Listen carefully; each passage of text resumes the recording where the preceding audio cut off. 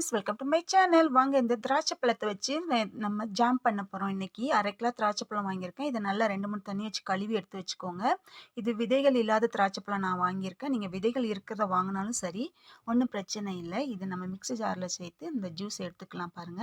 இதுக்கு நான் 200 கிராம் அளவுக்கு சுகர் எடுத்திருக்கேன். இது சுகருக்கு நிறையலாம் தேவைப்படாது. 200 கிராம், 100 கிராம் சேர்த்தாலே போதும். அவ்வளோ இனிப்பு நல்லாவே இருந்துச்சு. நான் 200 கிராம் எடுத்திருக்கேன். இத அரைச்சுட்டு வந்திருக்கேன். இப்ப நல்லா வடிகட்டி எடுத்துக்கலாம். இதுல நான் தண்ணி எதுவுமே சேர்க்கல. அந்த ஜூஸ் மட்டுமே தான் இப்ப எடுத்துக்கிட்டு இருக்கேன் பாருங்க. இப்ப எல்லா பழத்தையுமே இந்த மாரி சேர்த்துட்டு, அது கூட சுகரையும் சேர்த்துட்டு நம்ம அரைச்சு தனியா ஜூஸ மட்டும் எடுத்துக்கலாம். லாஸ்ட்டா மட்டும் ஒரு 1/2 கிளாஸ் தண்ணி ஊத்திட்டு, அந்த சக்கைகள நல்லா நைஸா அரைச்சுட்டு, அதையும் இது கூட சேர்த்துட்டு நல்லா மிக்ஸ் பண்ணி குடுத்துக்கலாம் பாருங்க. இந்த கிரேப் ஜூஸ் நம்மளே வீட்ல ரெடி பண்ணது. இப்படி ஜூஸாவும் எடுத்து நம்ம வச்சுக்கலாம். இப்படி ஜாமாவும் கூட பண்ணிக்கலாம். நல்லாயிருக்கும். ஜாம் பண்ணி வச்சுக்கிட்டோம்னா, குழந்தைங்க கேட்குற நேரம் பிரெட்ல, தோசையில, சப்பாத்தில ரோல் பண்ணி குடுத்தோம்னா, விரும்பி சாப்பிட்டுக்கிடுவாங்க அவங்களே. எடுத்து கூட சாப்பிட்டுக்கிடுவாங்க நம்ம வீட்ல செஞ்சு வச்சுட்டோம்னா.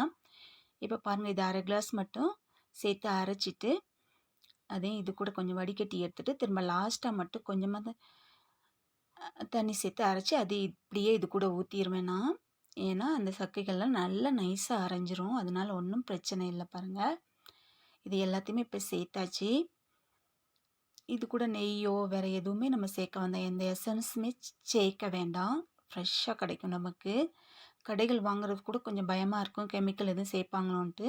ஆனா, இது நம்ம வீட்லயே ரெடி பண்ணனால ஒரு பயமே இல்ல. இப்ப அடுப்பு பத்த வச்சு நம்ம இந்த கடாய் அடுப்புல வச்சுட்டு, அடுப்ப கொஞ்சம் மீடியம்ல வச்சுட்டு நல்லா கிண்டி குடுத்துட்டே இருங்க. நல்லா கொதி வந்ததும் அடுப்ப சிம்ல வச்சுக்கோங்க.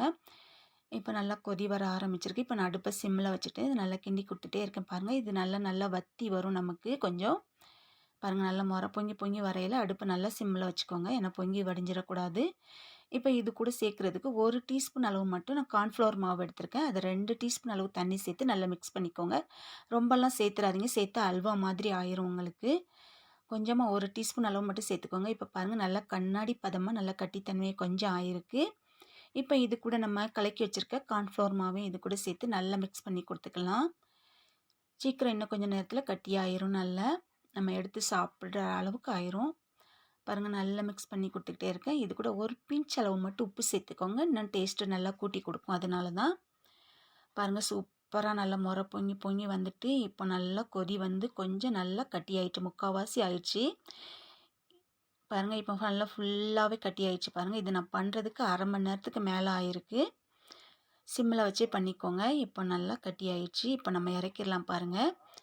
இத நல்லா இறக்கி ஆற வச்சுருங்க. நல்லா ஆறுனதுக்கு அப்புறமா பாருங்க எவ்வளோ பார்க்குறதுக்கு எவ்வளோ அழகா இருக்கு அல்வா மாதிரி. இப்போ இந்த மாரி ஒரு கண்ணாடி பாட்டில் எடுத்துக்கோங்க. இந்த மாரி கண்ணாடி பாட்டில் எல்லார் வீட்லயும் கண்டிப்பா இருக்கும். நான் ஜாம் வாங்கின பாட்டிலு தான் இது. கடையில வாங்கின ஜாம் தான். அத நல்லா கழுவிட்டு வெயில்ல காய வச்சு எடுத்துருக்கேன் இப்போ. உங்ககிட்ட இந்த மாரி கண்ணாடி பாட்டில் இல்லன்னா, சில்வர் டப்பால கூட எடுத்துக்கோங்க. ஈரம் இல்லாத நல்ல பாத்திரமா எடுத்துக்கோங்க. 1 மாசம் ஆனாலும் கெட்டு போகாம நமக்கு இருக்கும். அதனால தான். இப்ப எல்லாத்தையுமே அது கூட சேர்த்துட்டேன். கண்ணாடி பாட்டில்ல நிரப்பிட்டேன் பாருங்க. இப்ப இந்த மாரி பிரெட் துண்டுகள் எடுத்துக்கோங்க. இதில பாருங்க தடவும்போதே நல்லா வயலட் கலரா பார்க்குறதுக்கும் நல்லாயிருக்கு. ஸ்மெல்லும் நல்லாயிருக்கு வாசனையும். இந்த மாரி 2 ஸ்லைஸ் பசங்களுக்கு குடுத்தாலே போதும் ஸ்லைஸ்.